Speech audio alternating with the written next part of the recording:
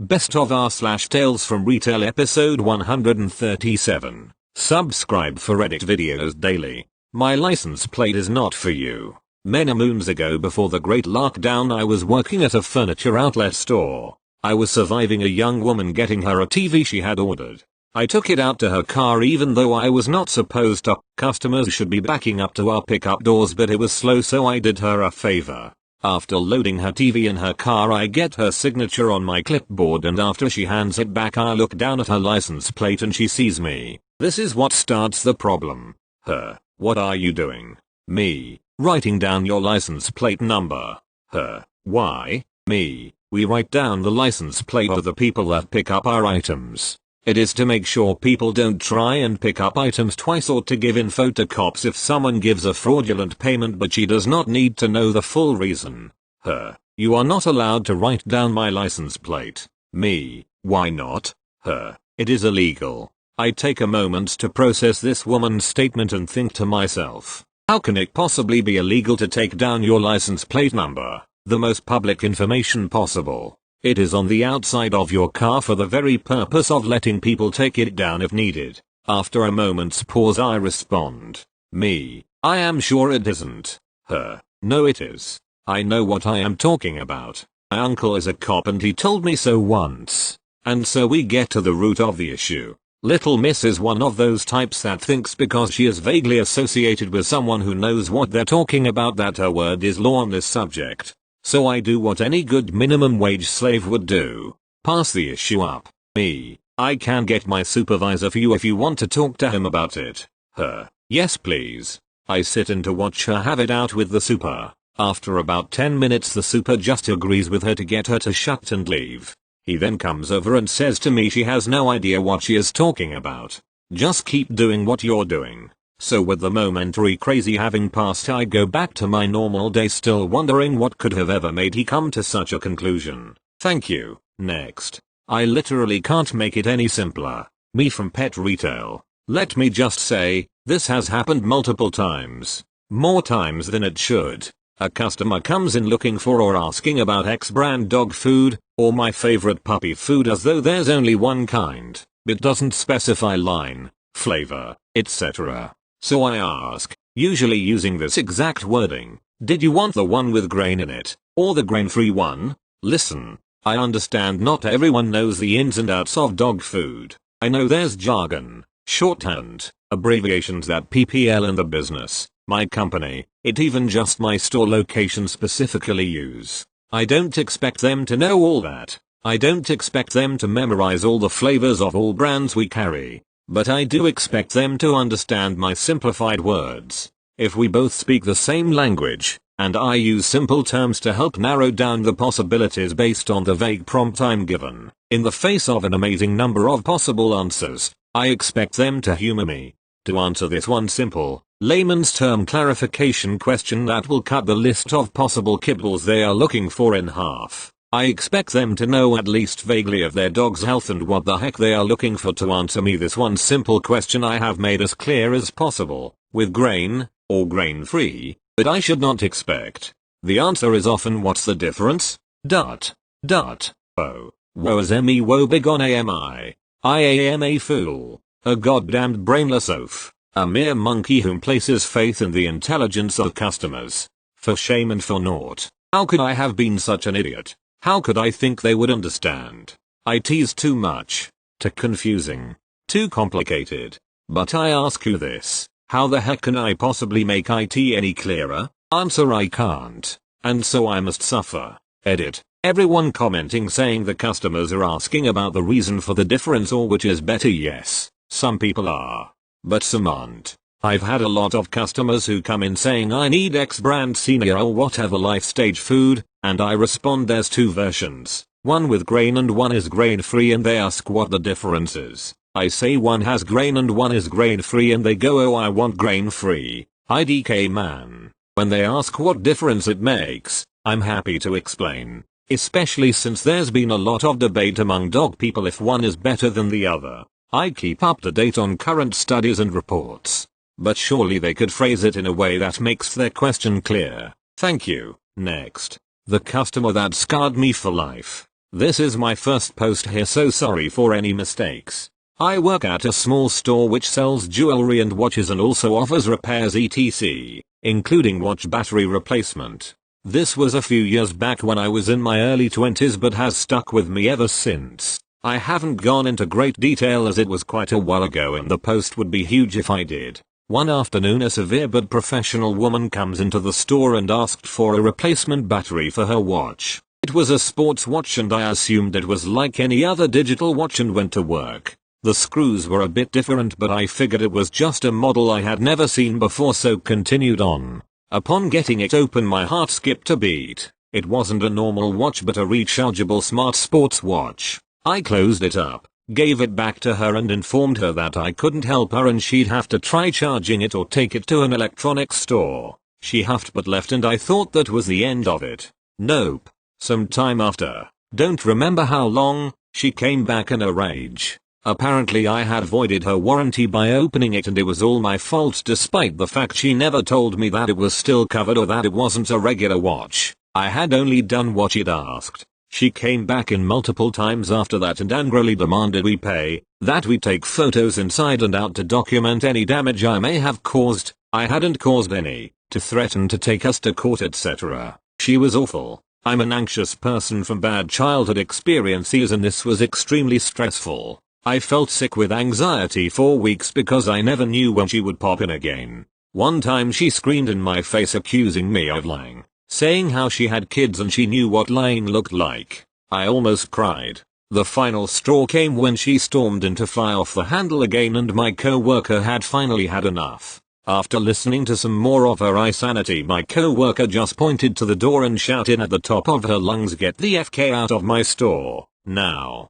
The customer looked shocked and started to protest but my co-worker just kept repeating herself until the customer finally left, spewing profanities and shouting about how awful we were and how she'd ruin us.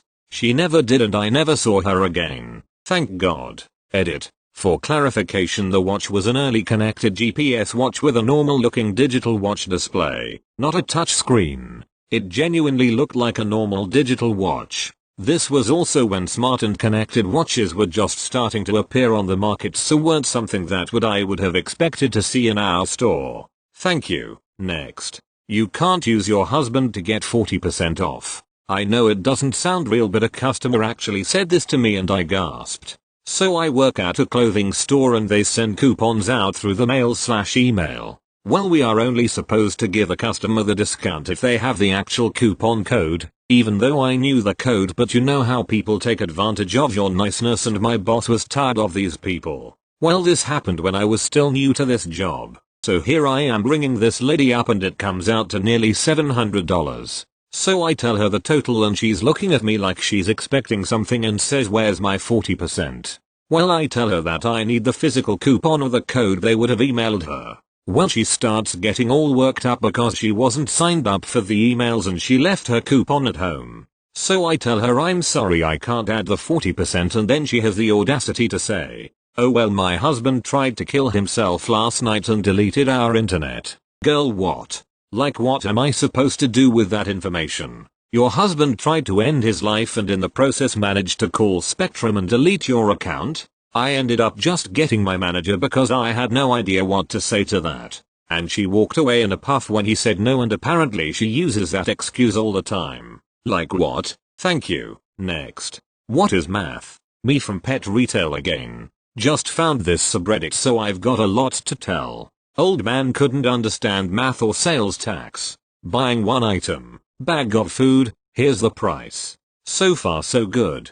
I'm required to try to upsell by asking if they need anything else, pointing out sales items, etc. So I upsell him some treats right at checkout. I scan the treat and tell him the new total. He starts getting upset that the ticket is higher now. I explain to him, step by step, well, the food is X, the treat is Y, plus tax equals Z. He goes, "That's not right. The bag of treats says $Y. Oh boy. Gonna be one of those." "Yes sir, that's the price. But sales taxes." I literally had to pull out a calculator, show him each of the two items and the sales tax and how the total was, in fact, correct. I even also showed him how much money he was saving with the sale discount. He gets terse and tells me never mind, just take it, the treats, off as though he's the one that should be exasperated. I'm pretty sure he was convinced the treats weren't discounted and that I had lied to him because, with tax,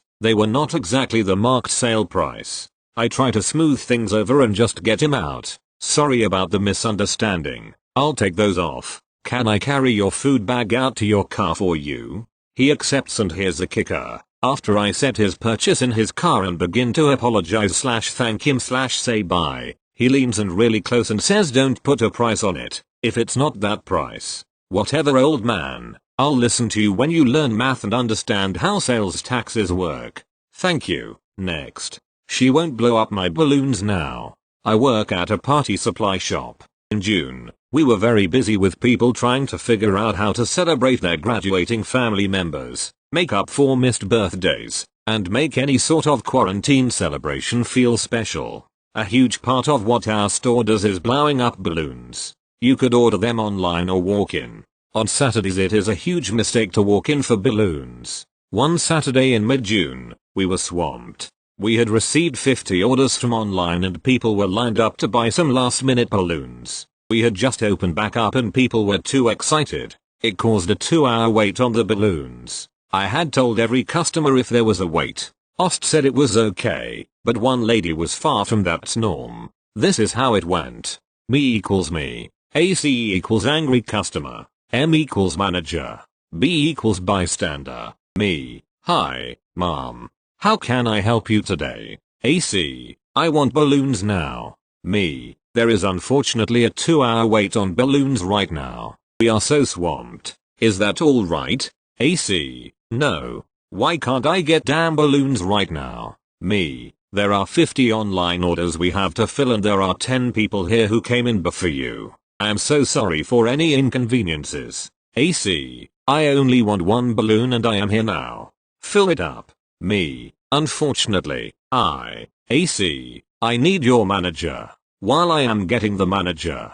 B. Leave the poor girl alone. If you don't want to wait, you can leave. AC fumed at her and my manager came. M. What seems to be the issue? AC. She won't blow up my balloons now. M. She can't. I told her there is a 2-hour wait. AC starts screaming. M. You need to leave immediately. She waited outside for B to come out and started screaming at her. Moral of the story?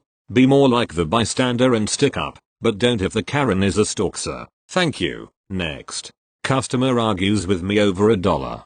I recently got a job as a cashier at a regional grocery store. It's very nice, but I'd be lying if I said the customers were always understanding and nice. It's quarantine, so you're always going to have some irritable people. Anyways, I had a middle-aged woman, I'll call her MW, who came into the line on a day before a holiday. The store was a bit chaotic with all the last-minute shoppers, Friday shoppers, and quarantine people. She was buying only a few items, thankfully, and began to tell me how she saw a sale on red peppers when she entered the store. I began to doubt her at first, given the fact that I haven't seen this sale on any previous transactions that day, let alone ever, but I decided not to argue and just get her out of the store ASAP. Customers were making lines in the aisles. I finished scanning her items and I brought up her total. She was squinting at the customer screen behind me. Here we go. MW. I thought those peppers were on sale. They were a $1.99 each, and she bought 2. Me. I apologize, Mom, but there appears to be no sale. Since I scanned your store card with us, it automatically matches your items and their quantities with any ongoing sales, unless it involves a coupon. You do not have any coupons with you, so I don't think there is one. Sorry for the inconvenience. MW. Then it's wrong. There's a sale.